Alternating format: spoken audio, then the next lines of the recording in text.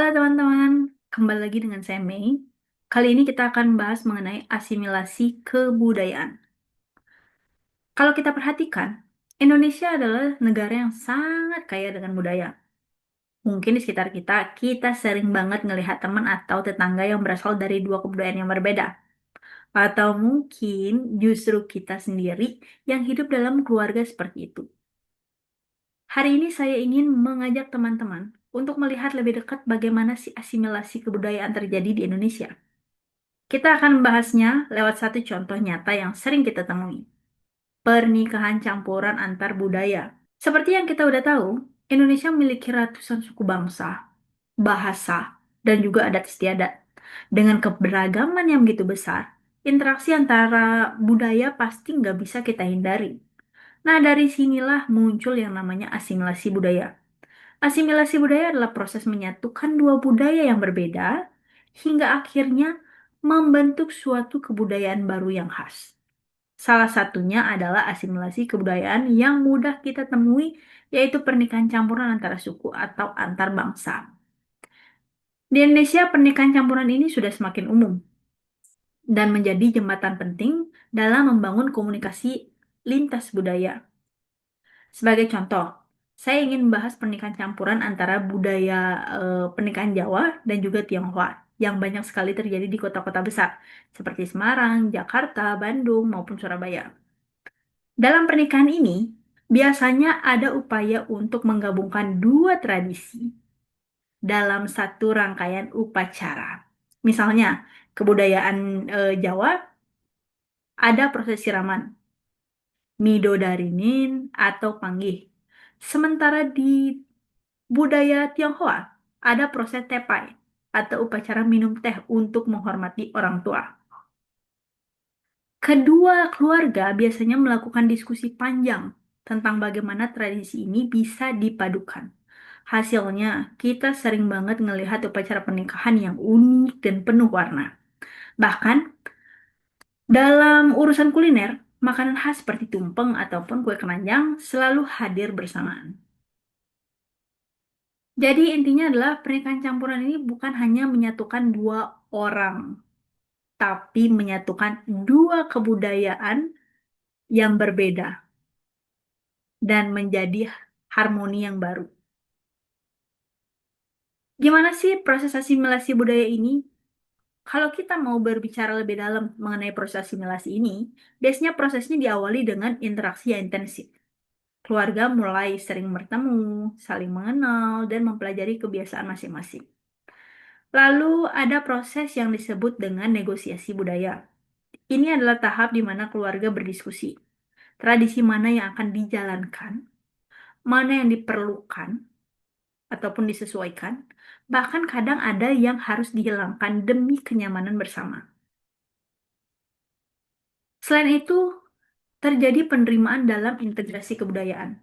Disinilah muncul kebudayaan baru dalam keluarga. Mereka mungkin akan tetap merayakan Imlek contohnya, tapi juga merayakan Lebaran. Mereka mungkin akan tetap menghormati adat Jawa, tapi juga menjalankan tradisi Tionghoa. Dan yang paling menarik, proses ini akan berkelanjutan dari generasi ke generasi. Maksudnya adalah generasi berikutnya akan melakukan hal yang sama. Anak-anak yang dilahirkan dari pernikahan campuran seringkali menjadi simbol nyata asimilasi kebudayaan. Mereka membawa identitas baru yang unik, yang tidak bisa lagi dipisahkan. Peran komunikasi lintas budaya dalam proses ini sangat penting. Yang pertama, komunikasi verbal. Bahasa Indonesia biasanya menjadi jembatan penghubung, tapi seringkali keluarga justru harus memahami beberapa istilah atau bahasa daerah dari keluarga pasangannya. Yang kedua, komunikasi nonverbal.